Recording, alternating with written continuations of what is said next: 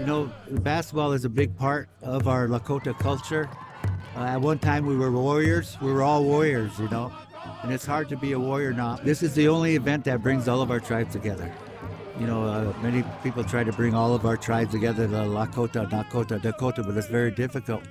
But for the next 4 days, all those tribes are here to celebrate. It's very important for the teams to not only play together, but for the communities to support them. Everyone has to support each other.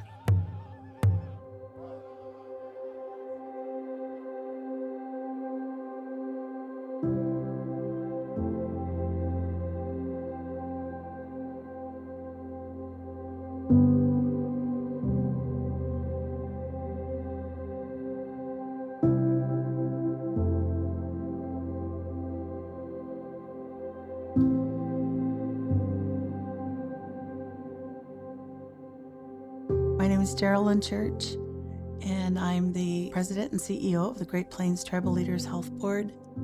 I was born and raised on the Cheyenne River Reservation. We're a unique organization. We exist to provide support to all of our tribes, all 18 tribes in the Great Plains area. Much of our work is unifying our tribes on issues that affect all of our tribes collectively. And while each tribe is an individual nation, there's also a recognition that historically, the Great Sioux Nation was one nation. We're trying to provide care to our members within the constructs of our individual tribal governments, but our traditional way was to work together. There always has been concerns about the healthcare and IHS. That stems back from many years to just the lack of trust. It was a system, we believe, that did not work, IHS system. I think we started hearing about problems in the Great Plains service units around 2010. It was at that time the tribes began to realize that there's limitations on what the federal government can do. That's when the conversation began around 638, and it was a new conversation for our tribal leaders.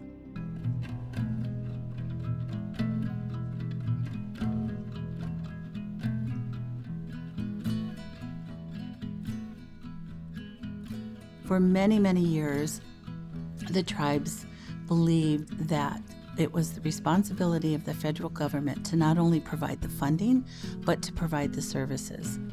And after seeing lives put in jeopardy, in fact, some lives lost, the tribal leaders realized that they could begin to do more with the funding, use it in more creative ways, more flexibly, to meet some of the needs that weren't being met. We did call a meeting with the other tribes, Cheyenne River, Oglala Sioux tribe, to discuss this issue of how we can come together again to make this hospital one hospital, and we can be together again to provide that better service for the people. We need to unite and work through our problems together. We as a tribe, we have that self-determination to be able to do that. We know what's best for our people down here. I think that people will be happy with the services that they will receive from OEC. So really sure that we made the right decision by joining the contract again. We turned to mentors. We reached out to other tribes and other tribal organizations who went down this path maybe 20, 25 years ago. Because it was such a new idea, it was met with fear for some, excitement for others. So it wasn't without controversy. I was one of the detractors before this happened. You know, I was one of the people who had to believe, you know, that letting the federal government out of providing service, actually being the ones managing care there, was a way of lessening the treaty. I thought that. I even wrote newspaper articles about it before I understood what this process was about. And as I learned more, you know, I came to understand that, you know, what this really is you're asking the treaty agent to step aside. Give me everything that's allocated for me, allocated for my people, and let me use my know-how and our people's know-how on how to package it and deliver it in a way that they want it. And so this 638 process has been a real eye-opener for me because we have local control. You know, we have our tribal governments involved at this level. Each tribe wants to move forward as fast as they possibly can, but now in their own wisdom, they're saying that, hey, the reason we're doing good is by working together. That is the key again.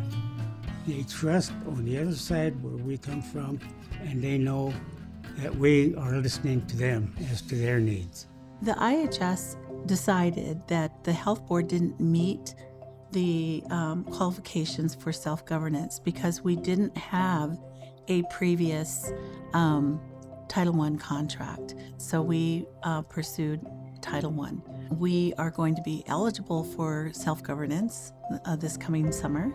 That will allow us even more flexibility in designing a healthcare program that directly reflects the needs of the community. And that's what's driving the direction of where we're going. We expanded and prioritized behavioral health. We grew the program from 3 providers to now 17. We purchased another building because we couldn't wait to provide those services for the new building, that clinic to be done. So that's an expression of the kind of innovation and the kind of flexibility that tribes and tribal organizations have to meet the needs of the community. You know, we do equine therapy. We do talking circles 3 times a week. They do yoga. They built a sweat, or they're in the process of building a sweat. You know, we bring in, you know, our spiritual people to do webinars, to do advising, to guide us in the development of our processes. And that's different. All these investments have resulted in decreased wait times, easier access to care and appointment scheduling, increased the user account, increased usage of the facility, improved patient experiences, and expansion of overall care. You know, we're able to see more patients, we have more services, we have more providers, more doctors, more nurses than we're under IHS. And the plan is to keep growing that. Once we move into that new building, you know, it's going to be even better.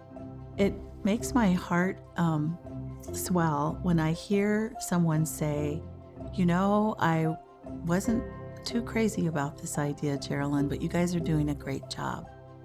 In the last year, 18 months or so, the Oyate Health Center has answered that call at the direction of the people. Went from 3 providers to 17, purchased a whole new facility at 725 North La Crosse Street, brought in literally millions of dollars in grants that have now been applied to improving behavioral health up here.